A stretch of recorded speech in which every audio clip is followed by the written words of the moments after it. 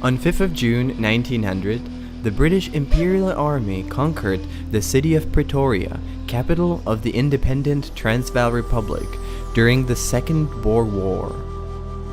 As the soldiers marched into the city, their commander was heading to the National Bank to claim the famous golden treasure of the independent state for the empire. But when he got there, the gold was gone. And the biggest treasure hunt in the history of South Africa was about to begin.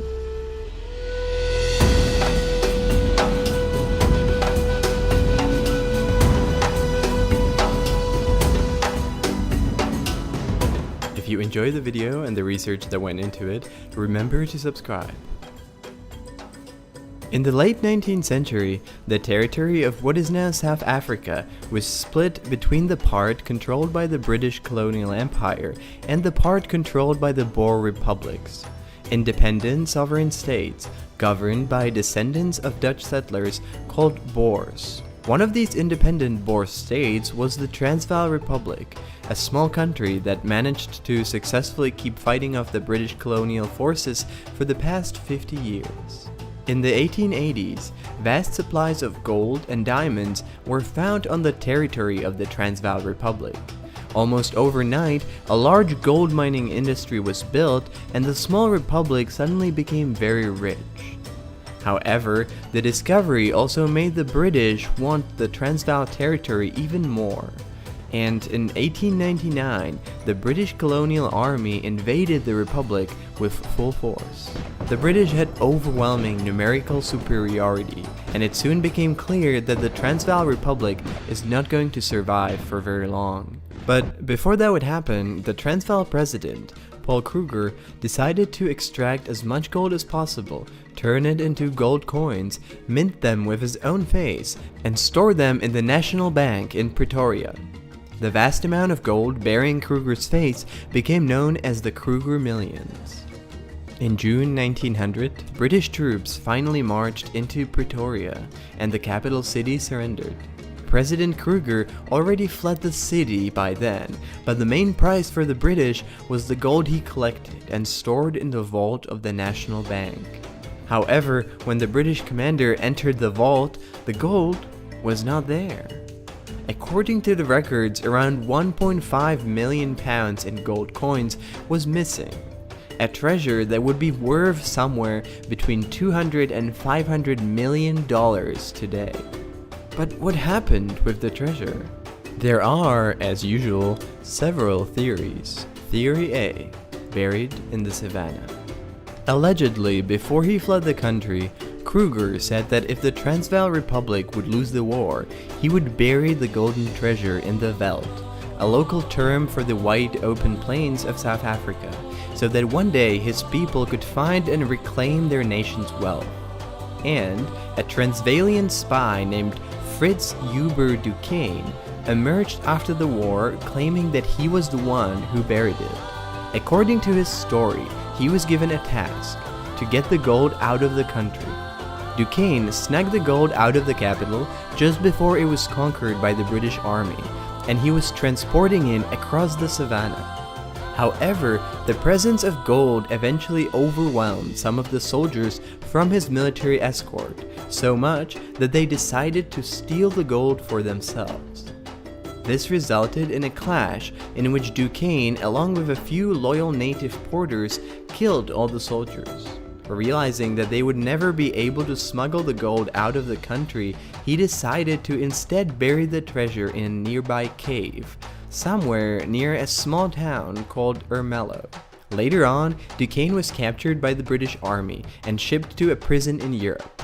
He eventually escaped, but as a wanted man, he never returned to South Africa to find and reclaim the treasure, and swore that the treasure is still waiting to be found. Over the next 100 years, the Kruger Millions were thought to be found several times, when ammunition boxes with original Kruger coins were dug up near the town of Ermelo in 1921, in 1947, in the 1960s, and finally in 2001. However, in all those finds, only about 4,000 coins in total were found, which would make up only a fraction of the entire treasure. So what happened with the rest of it?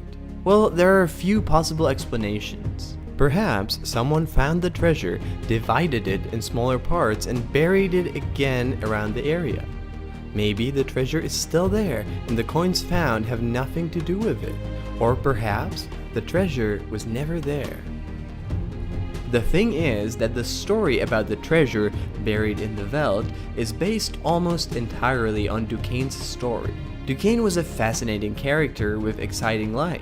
He was a South African spy, worked as a shooting instructor for President Roosevelt, and led a Nazi spy ring in New York. But he was also known to frequently lie about his own past. Because of that, we can't be entirely sure that his story about the buried treasure is true. Which brings us to Theory B. In 2021, media reported that a large stash of real Kruger coins was found in a vault in Switzerland. The reports were true, but the stash still only contained around 1,000 gold coins, only a fraction of the mythical treasure. But it supported a second theory about what happened, that the Kruger millions were in fact taken out of Africa. In 1919, the New York Times reported that the gold was taken out of Transvaal to Mozambique during the war and was loaded onto a ship called Dorothea heading to Europe. However, Dorothea never made it to Europe, and it sunk near Cape Vidal off the coast of South Africa. Private expeditions in the following decades found the remnants of the ship, but no gold was ever found in the wreckage, and so the New York Times were probably wrong. But perhaps a part of their story was true. Perhaps the gold was loaded onto a different ship that didn't sink, and it did make it to Europe. Once it made it to Europe, a part of it might have been stored in a vault, and part of it perhaps used by Paul Kruger himself, who, after escaping from Africa, found refuge in, guess where? Switzerland. Perhaps the rest of the Transvaal gold is still waiting to be found somewhere in a vault in a Swiss bank. Theory C, it doesn't exist. The final theory is based on a calculation that the mines in Transvaal would never be able to mine and mint as many coins as it was originally thought in the few years they were running, and that due to chaotic governance at the time, the numbers were simply miscalculated, and the records showed much higher numbers than reality. When the British came, they did a proper due diligence check, and the numbers didn't add up, and the National Vault was short of millions of gold coins. They assumed that these coins must have been taken away, but it is possible that it was just a clerical error, and that the extra £1.5 million never actually existed. However, if the treasure never existed, why were thousands of golden Kruger coins found buried in the savannah and stored in a Swiss vault? Personally, I think that the truth might be a combination of all three theories. Some clerical errors might have happened, and the treasure might have been smaller than assumed, but still real. And in the chaos of the war, it might have been split into several parts. Some of it was really buried in the plains of Africa, some of it shipped to Europe and stored away, and some of it might have been stolen. However, given the size of the treasure and the fact that parts of it still keep re-emerging even more than 100 years after it disappeared, it is quite likely that at least a part of the treasure still remains hidden, and it is waiting to be found.